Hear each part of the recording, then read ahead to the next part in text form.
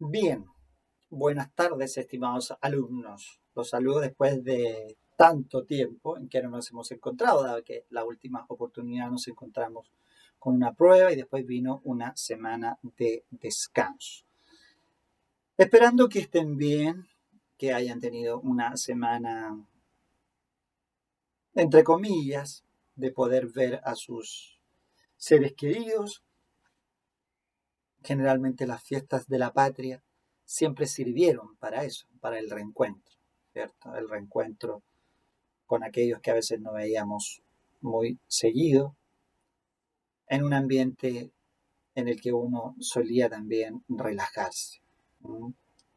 Y lamentablemente la pandemia ha ido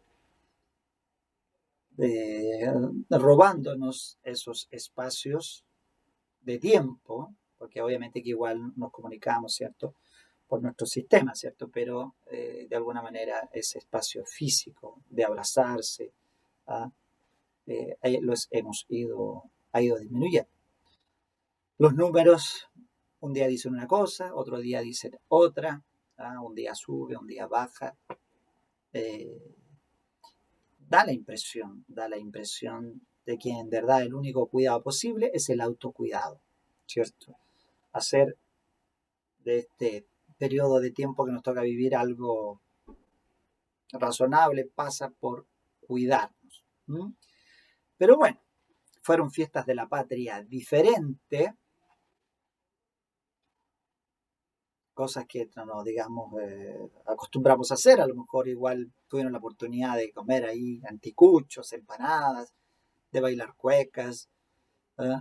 Y de disfrutar lo que significa estas fiestas, a nuestra independencia, que es tan importante sobre todo desde el punto de vista del derecho, ¿cierto? De lo que significa eh, la norma que nace de manera autónoma allá en el siglo XIX y que tanto ha costado que evolucione, ¿cierto? Cuando uno analiza las normas en Chile también tiende a observar que tenemos cierta estabilidad, pero que se debe a lo mejor a cierta comodidad o complacencia en no modificar las normas porque creemos que son buenas y parece que creemos que son buenas para siempre. El Código Civil es una muestra de ello, de creer que el código pareciera que todavía es súper poderoso y es capaz de regular con satisfacción relaciones jurídicas que se dan en pleno siglo XXI con normas que nacieron en el siglo XIX. Hay normas, por supuesto, que pueden permanecer por mucho tiempo.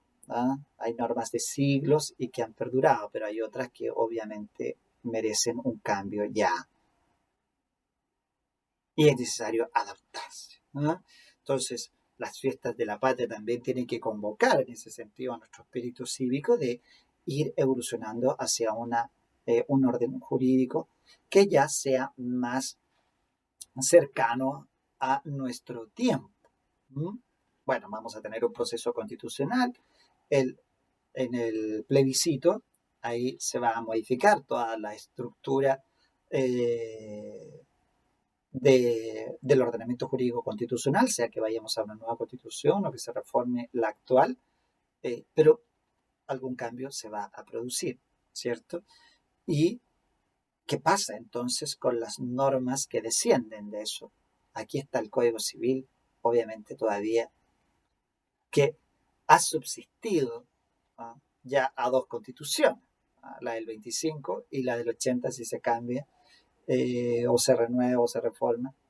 Todavía tenemos un Código Civil que sobrevive a las constituciones, en circunstancias que supuestamente ya debería existir una gran modificación.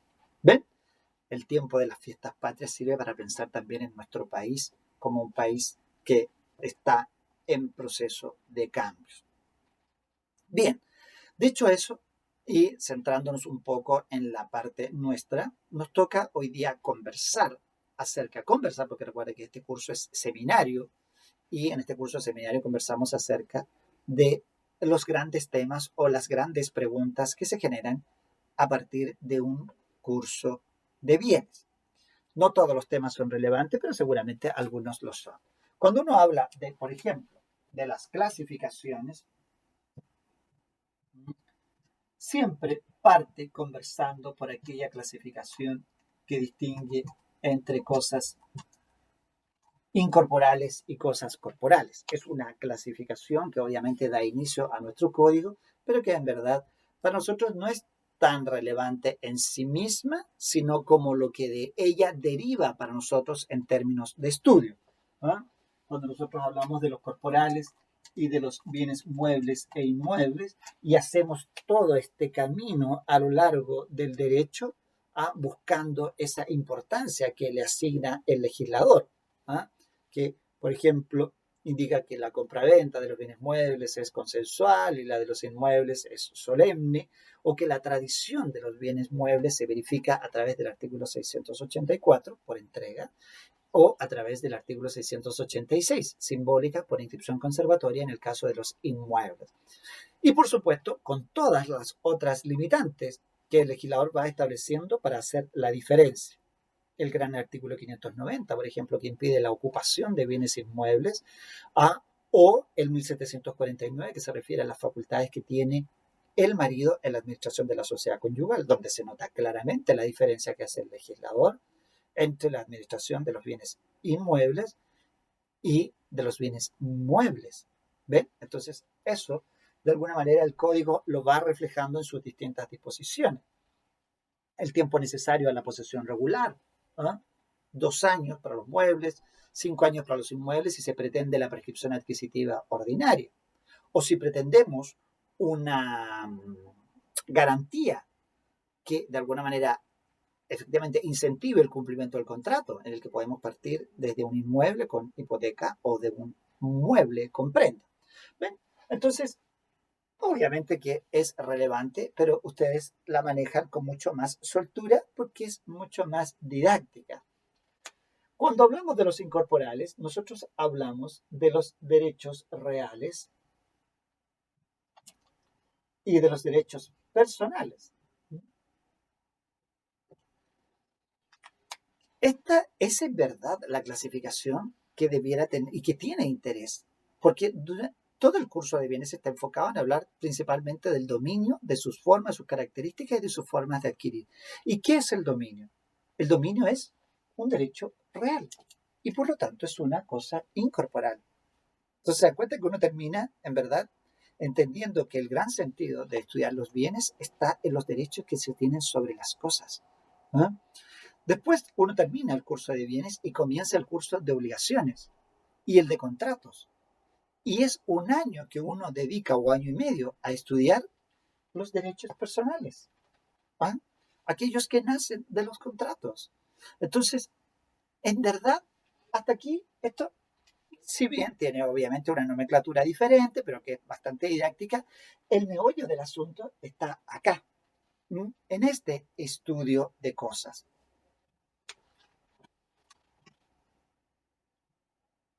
Otra clasificación que hoy día podríamos decir que habla de consumibles y no consumibles, y yo diría más relevante aún,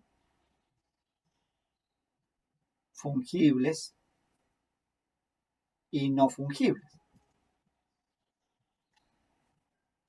En general, las clasificaciones en sí mismas no son importantes por un tema conceptual, que un bien fungible, que un bien consumible es tal o cual cosa, sino por el impacto o la importancia que tiene en ella a lo largo de los estudios de derecho civil y en la vida real en los contratos. Cuando uno analiza hoy día, por ejemplo, el gran conflicto que representa el derecho del consumidor por el incumplimiento de lo prometido, se basa principalmente en esto. ¿Qué fue lo que yo compré y qué es lo que me llegó? Hoy día el consumidor, que es un potente fiscalizador de la fabricación de productos, es el primero que dice, no es esto lo que yo compré, no es esto lo que yo quería. Y por tal razón, entonces, ¿qué provoca?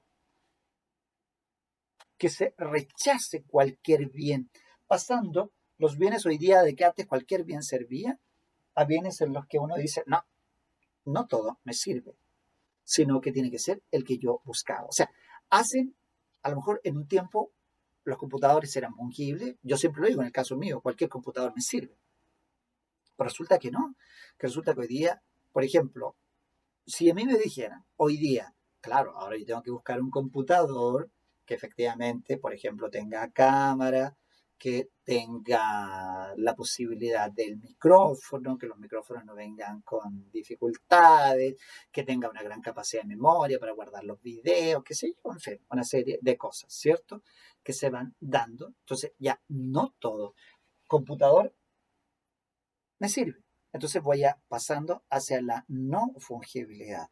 Los celulares, qué tipo de pantalla, qué tipo de programa, qué tipo de aplicaciones, qué tipo de material, en fin, una serie de cosas. El profesor Peñalillo en su libro dice que los bienes fungibles han aumentado enormemente por la fabricación a nivel masivo. Pero también es cierto que el consumidor ha crecido en exigencia y al crecer el consumidor en exigencia, los bienes han ido pasando de la fungibilidad a la no fungibilidad, ¿no? Entonces, y eso influye importantemente en el desarrollo de los contratos. ¿Qué fue? Hoy día se quiere lo preciso, se quiere lo específico. Fungibilidad que uno incluso podría llevar incluso hasta el lado de los bienes, pero bueno, no corresponde, estamos hablando en este caso de situaciones de bienes que son reemplazables, pero aún así la característica no deja de estar presente. ¿Mm? Otra clasificación que ustedes analizan cuando analizan estas clasificaciones es una de las grandes y complejas, distingue entre bienes singulares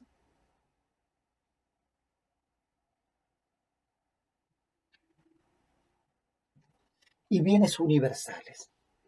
Aquí lo dicen todos los profesores que en materia de universalidades tenemos un gran conflicto, porque hay problemas con el concepto de universalidad y su composición, hay problemas con los derechos que se asignan al titular de esa universalidad, en especial cuando es una comunidad, y hay problemas cuando alguno de esos miembros que integra la comunidad sobre una universalidad pretende la enajenación de lo que conocemos como cuota. Todos puntos discutidos, todos puntos debatidos. Por eso es importante manejar este concepto o esta idea, yo diría más descripción de lo que es un bien singular y un bien universal. Pensé que estamos hablando de bienes. Recuerden que los bienes precisamente lo hemos estudiado a propósito de las cosas a los bienes, de los bienes a los incorporales, derechos reales, el dominio, que vamos a ver después, ¿cierto? Pero si la cosa es singular, es porque está constituida por una unidad. Alguien podría decir en una respuesta muy sencilla. Pero si va a una universalidad, tendría que decir que es un conjunto de bienes singulares. Es decir, es un conjunto de bienes que conservan su individualidad, pero que se encuentran unidos por un común destino jurídico. ¿Quién es aquel que da ese común destino? Podría ser el titular de todos esos bienes. Y entonces hablaríamos de una universalidad de hecho, perdón. O podría ser que la ley le asigne a ese conjunto de bienes un destino.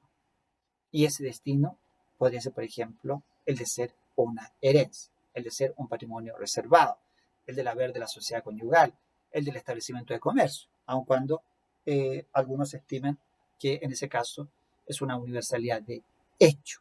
Es discutida la naturaleza del establecimiento de comercio entre la universalidad de hecho y la universalidad jurídica. Pero ahí tienen ustedes el ya conflictivo tema. ¿Qué integra la universalidad? Aquí nosotros decimos que tenemos universalidad de hecho y universalidad de derecho o universalidad jurídica. Y entonces, ¿qué elementos hacen la distinción. Generalmente se suele decir que las universalidades de hechos están compuestas solo por bienes activos. ¿Mm? Por lo tanto, es ahí el conflicto que tiene el establecimiento de comercio, que para algunos tendría algunos elementos que no necesariamente son elementos activos, concretos o bienes físicos. ¿Verdad? Una universalidad de hecho, nosotros en los ejemplos que dan los autores podemos encontrar, por ejemplo, la biblioteca, ¿cierto? Un rebaño de animales. ¿Por qué? Porque efectivamente son bienes singulares que conservan su individualidad, pero que están unidos por un común vínculo, que es llamarle, en este caso, o entenderlo como una biblioteca. Por lo tanto, aquí desde ya sabemos que el destino lo fija el titular. ¿Ah? Los bienes activos, el destino, el titular.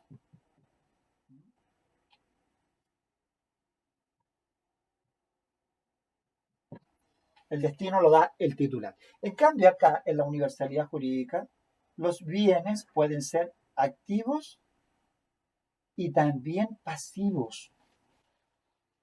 Es decir, pueden haber aquí créditos o deudas que integren la universalidad. Y por eso algunos señalan que en este caso hay una diferencia con la universalidad de hecho. Y en el caso del destino,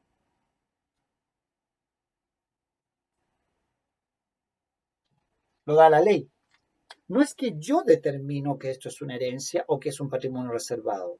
Eso lo determina el legislador, que a priori establece qué bienes integran ese bien universal y qué destino tiene. En este caso, el destino lo está dando el legislador, decir, por ejemplo, es una herencia, es un patrimonio reservado, es una vez de sociedad conyugal.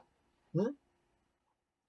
Así que no es menor. Ahora, en cuanto a los derechos que tienen la comunidad sobre los bienes que integran la comunidad, en este caso la universalidad, perdón, es materia de toda una discusión. Ahí va a aparecer, ustedes recordarán, a don Leopoldo Urrutia y a don José Ramón Gutiérrez, que por ejemplo en el caso de don José Ramón Gutiérrez postula la comunicabilidad, es decir, la naturaleza de la cosa, una cosa mueble, una cosa inmueble,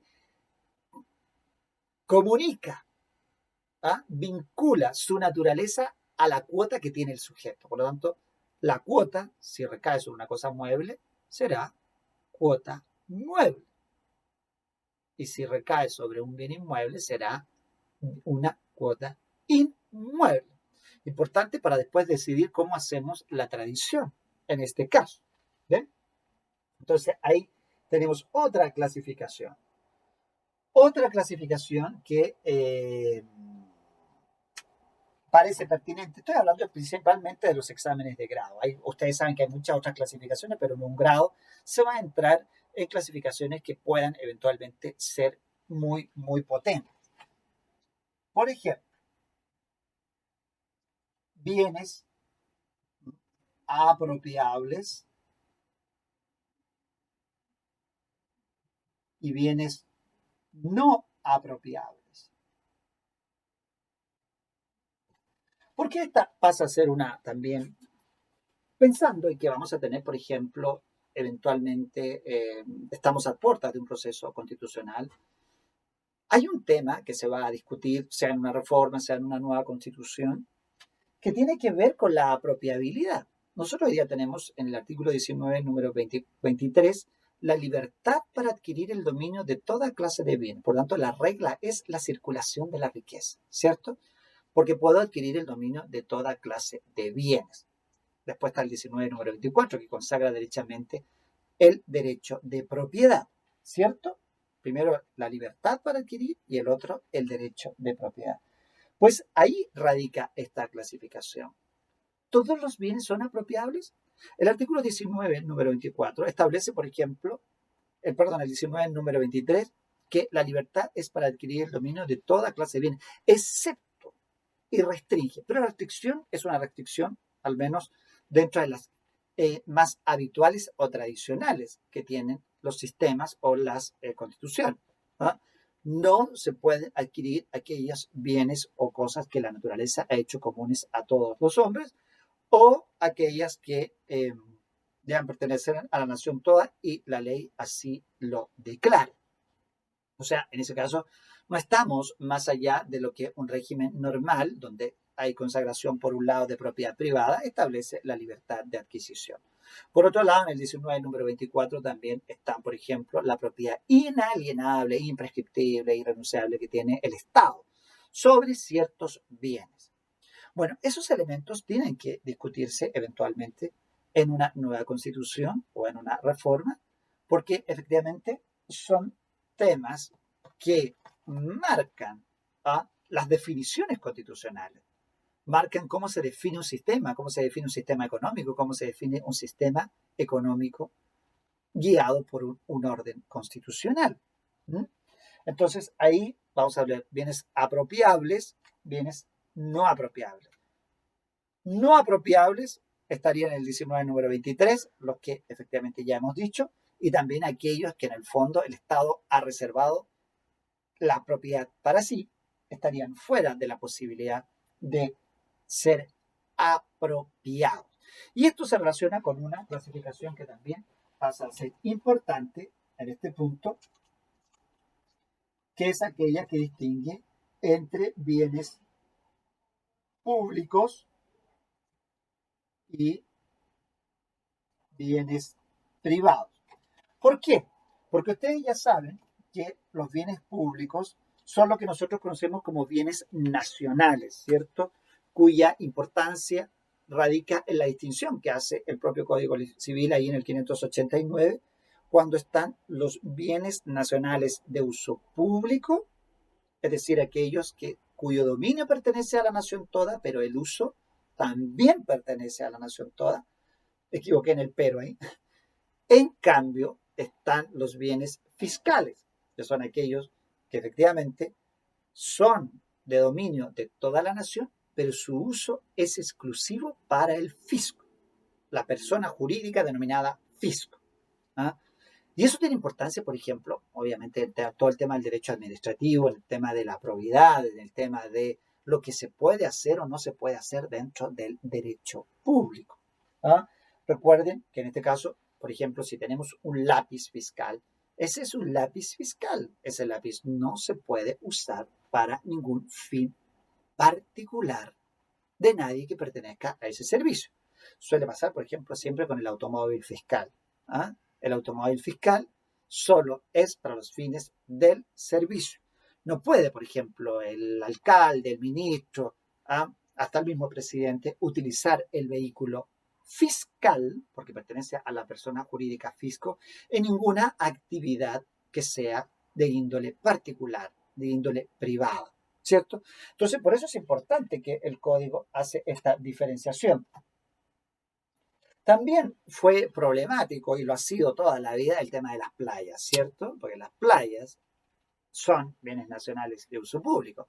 Pero el problema es que para acceder a la playa hay que acceder por propiedad privada. Y ahí ya tenemos nosotros, discusiones que se dieron este verano y el verano pasado y que han sido por eternos. Pero esta vez, como lamentablemente ahora tenemos estos sistemas de denuncia rápida que tienen las redes sociales, entonces, claro, se ha difundido mucho más cada vez que hay un problema en una playa, en una ribera. ¿Ah? ¿Por qué? Porque se reclama la expansión del derecho de propiedad hasta cuando prácticamente se invade la parte del bien nacional de uso público. La playa, que tiene definición en el 594, es un tema importante a la hora de decidir. El problema es que las personas propietarias, a veces, o las personas usuarias de una playa no distinguen claramente estos bienes. Cuando el bien deja de ser privado y cuando comienza a ser público y cuando el bien público deja de ser público y pasa a ser bien privado. ¿Ah? En otras legislaciones y en otros ordenamientos jurídicos, el legislador es mucho más preciso. El nuestro, con solo definir, no ayuda, porque eso produce una confusión práctica. Tienen que establecerse mecanismos que permitan una delimitación práctica, ¿ah? De eso. ¿Ah? Por ejemplo, en alguna oportunidad me tocó conocer una playa donde efectivamente la parte que es bien nacional de uso público está delimitada con antelación a la adquisición del bien privado. Entonces, se establecen metrajes. Hasta aquí es propiedad pública, de aquí para acá es propiedad privada. ¿Ven? Entonces la gente tiene clara conciencia y visualización de cuál es el bien público por el cual puede acceder a la playa, y el privado a su vez tiene clara visión de cuál es el límite de su propiedad. Su propiedad llega hasta aquí, de aquí para adelante, señor, esto es un bien nacional de uso público. En el caso nuestro es, lamentablemente, es un tema difuso. Incluso la definición de playa, hasta donde llegan en las más altas mareas, es un poco, digamos, se presta obviamente para la difusa explicación, sobre todo teniendo presente que estamos hablando de un fenómeno natural que tiene subidas y bajadas. ¿Ah? Por eso se habla hasta donde llegan las más altas mareas, hasta ahí llega a la playa, pero la pregunta es, ¿qué playa estamos definiendo? ¿Mm? Es un punto allí que nuestro legislador debiera ir progresando para, primero, evitar que la playa, perdón, que el terreno privado invada el terreno público, y para que la gente que está en la playa, que es un bien nacional de uso público, sepa todo el derecho a que tiene a usar de los bienes nacionales. Eso está absolutamente claro. ¿No? Bien, bueno, hemos hecho nada más que un ejercicio rasante de las clasificaciones que espero que ustedes vayan revisando. Pero a donde tenemos que entrar ahora en materia es derechamente a uno de estos bienes específicos que yo les decía recién, ¿cierto?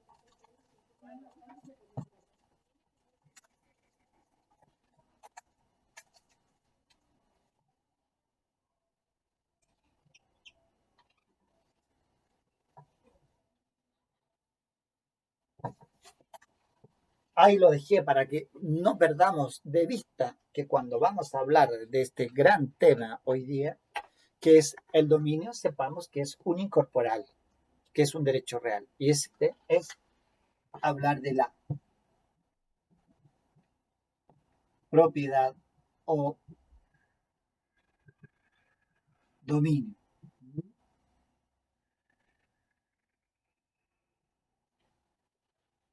Parece un mono esto, ¿no? Un pato, o una calavera también. Cosas curiosas. Si viniera aquí estos dibujantes, le harían un ojito en la boca y aparecería de inmediato a la figura. Pero cuando hablamos de propiedad, cuando hablamos de dominio, estamos hablando de uno de los temas muy, muy o más debatidos en el mundo de eh, no solo del derecho, sino que más allá del derecho. ¿Ah? En la propiedad influye toda la filosofía que se tenga sobre la propiedad, influye la visión económica que se tiene sobre los bienes, influye la pertenencia de la riqueza. ¿Ah? Entonces, por lo tanto, cualquier ordenamiento jurídico, cuando plasma la regulación de la propiedad, parte desde un punto de vista ideológico. No puede no hacerlo. Tiene que tomar una decisión, cualquiera que ésta sea. ¿Mm? Claramente, y por esa razón es que cuando uno habla de la propiedad, lo primero que tiene que analizar es la regulación. ¿Mm? Regulación, es decir, tiene que hablar de los textos normativos, de los textos que efectivamente tienen que ver con la regulación de la propiedad. ¿Y a dónde vamos a llegar? Obviamente que vamos a llegar al texto constitucional. ¿Mm? Vamos a llegar al texto constitucional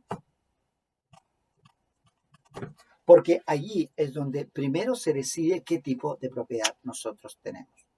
El tema ya se ha venido discutiendo hace un par de, yo diría, de años ya, en la que, sobre todo cuando empiezan como a visualizarse ciertos conflictos de orden social, en el que se expresa que nuestro tipo de propiedad nacida, digamos, en la Constitución del 80, es una constitución bastante férrea, bastante individualista en el concepto de algunos, y no, sin embargo, absolutista.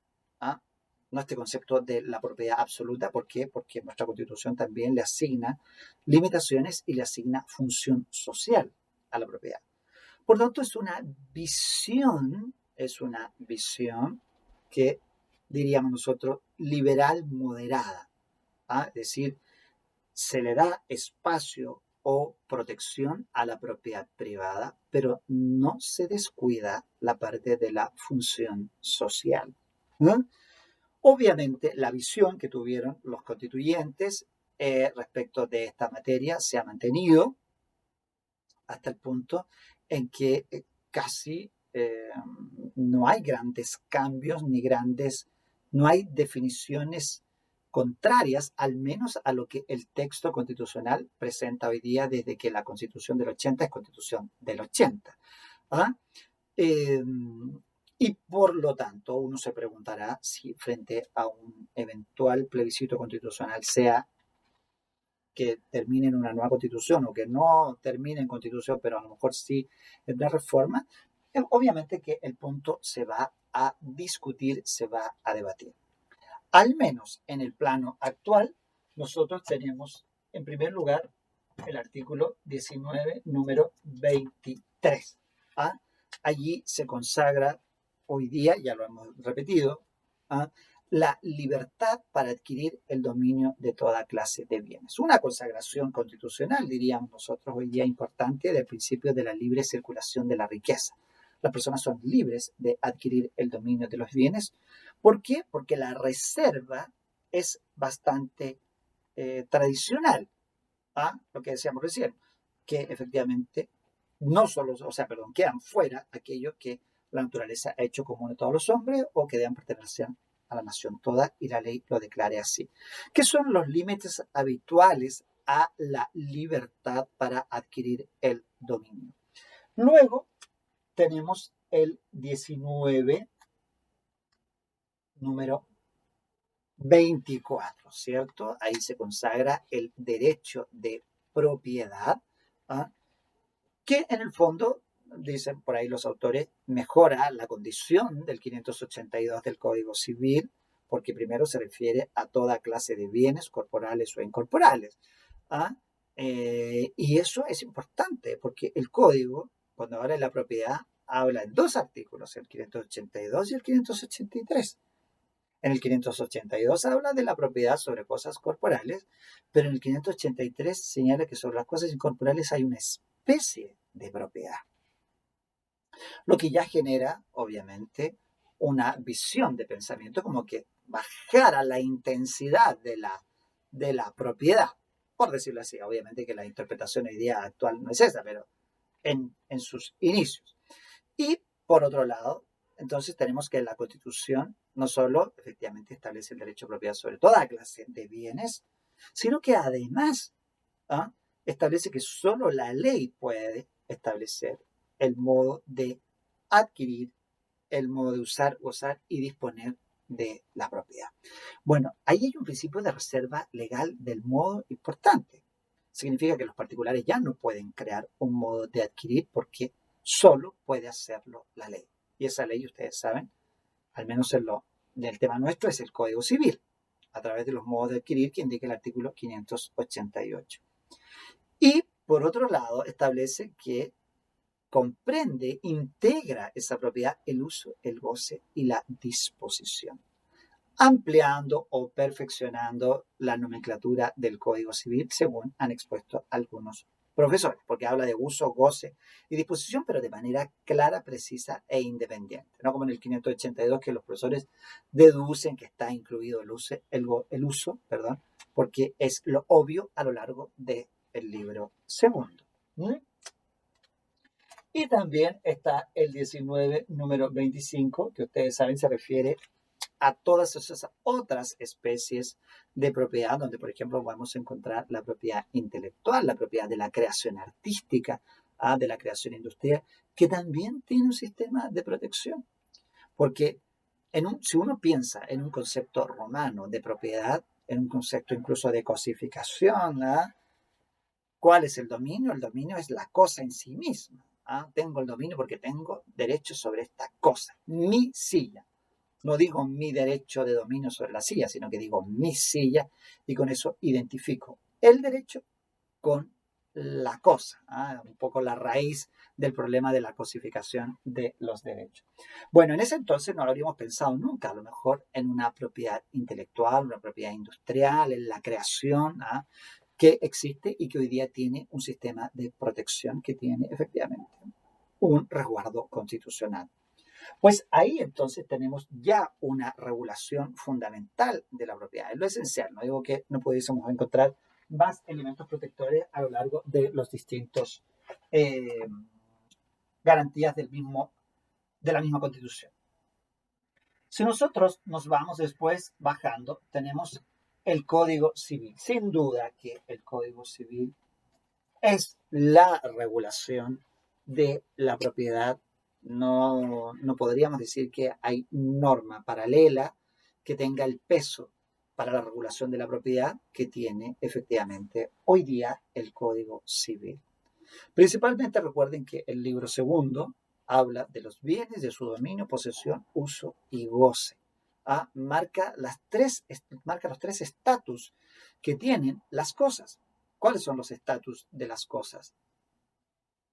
O se tiene dominio sobre ellas, o se tiene la posesión sobre ellas, o se tiene mera tenencia. ¿Ven? Entonces, está todo desarrollado allí en este libro segundo, sin perjuicio de normas que puedan establecerse también por separado. Supongamos lo que se ha dicho de la prescripción adquisitiva y de la misma sucesión. La sucesión, que es un modo de adquirir, tiene su propio libro, el libro tercero, y de la prescripción, que es un modo de adquirir, está tratada en el libro cuarto, a propósito de las obligaciones, ¿cierto? Bueno, pero salvo esas fallas, la médula está a donde hemos mencionado. Otros cuerpos relativos también a la propiedad, por ejemplo, vamos a mencionar el famoso Decreto de Ley 2695, un decreto polémico, un decreto que ha traído problemas jurisprudenciales de mucho tiempo, porque precisamente a raíz del artículo 19, número 24, que establece solo la ley puede establecer el modo de adquirir, durante mucho tiempo los recursos intentaban decir, si solo la ley puede crear un modo de adquirir, ¿por qué se permite que un decreto ley, obviamente un decreto ley nació en un gobierno de facto, un decreto ley puede crear un modo de adquirir? Por allí, entre, digamos, interpretaciones, se llega a la conclusión, no siempre ajustada, no digo que esto sea uniforme, de que en verdad no es que el decreto ley contemple un nuevo modo de adquirir, porque de hecho el modo de adquirir que contempla sigue siendo la prescripción. Lo que contempla es una consagración legal de la posesión material, que no tiene o no pretende, ojo, no pretende tener el código. El código pretende que respecto de los bienes inmuebles siempre exista una posesión que se identifica con la inscripción conservatoria.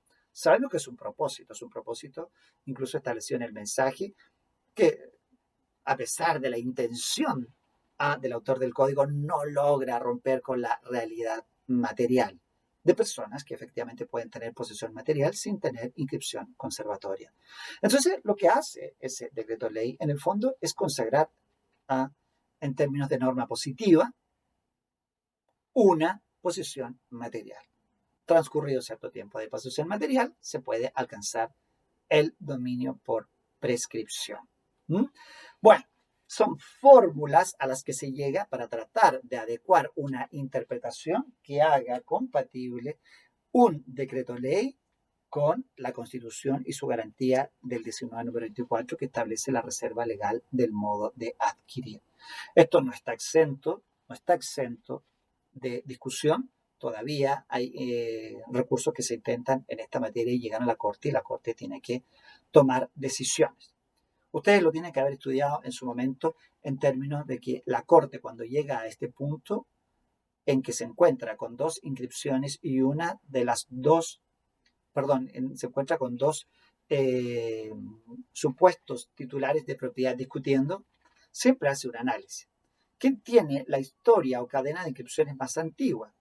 Una vez que se prueba que ambos tienen la misma cadena de inscripciones, se suele decir, bueno, ya sea ambos tienen la misma cadena de inscripciones, ¿quién tiene?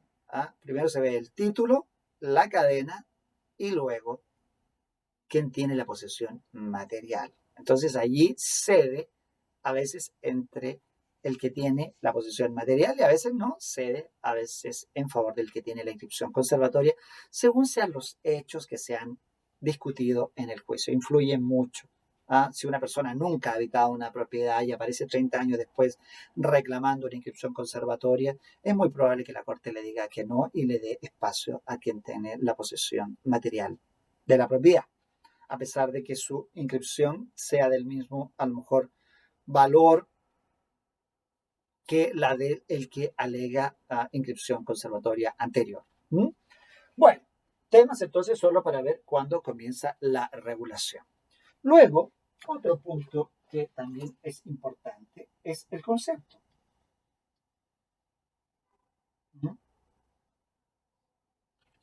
¿Qué concepto asumimos de propiedad? Aquí, bueno, los códigos, porque aquí ya entramos derechamente al código, si ustedes se fijan, la Constitución no define propiedad, prefiere que sea la legislación sustantiva la que defina la propiedad y ella se encarga de protegerla. Pues la definición nuestra pertenece a las definiciones que han sido consideradas como definiciones de orden analítico, porque constituyen una reunión de facultades. Por ejemplo, uso, goce y disposición. Con ello se oponen a definiciones que son del orden sintético, que definen o entienden a la propiedad como el poder total sobre una cosa, sin especificar un tipo de facultad especial. Poder total sobre la cosa. Eso es la propiedad. Quien tiene el poder total tiene la propiedad de la cosa. Quien tiene el uso, goce y disposición tiene la propiedad de la cosa, al menos en sistemas como el nuestro. Y otro elemento que caracteriza también a nuestro concepto es que es un concepto de propiedad más individualista, en el sentido de que podrá gozar y disponer arbitrariamente, ¿cierto? Entonces, podríamos decir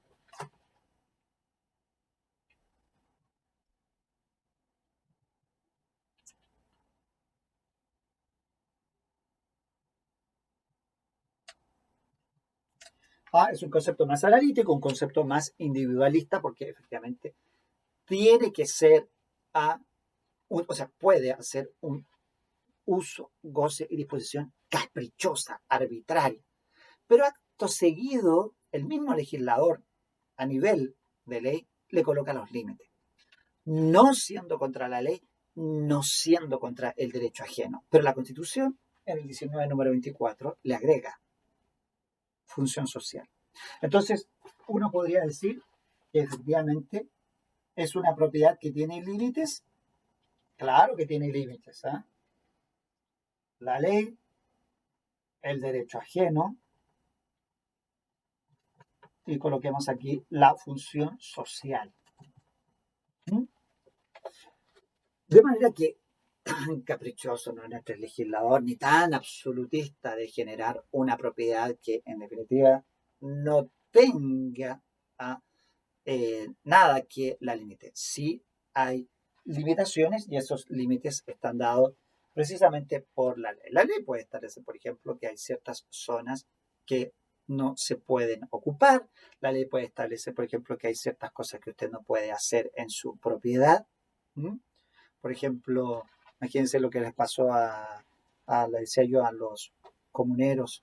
Digo comuneros por comuna, la gente que vive en la comuna de Recoleta, un barrio protegido porque tiene protección en términos de monumento histórico.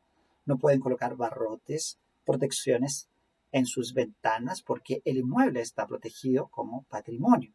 Entonces la ley limita el ejercicio de la propiedad. Si tengo una araucaria originaria de Chile, no puedo cortarla.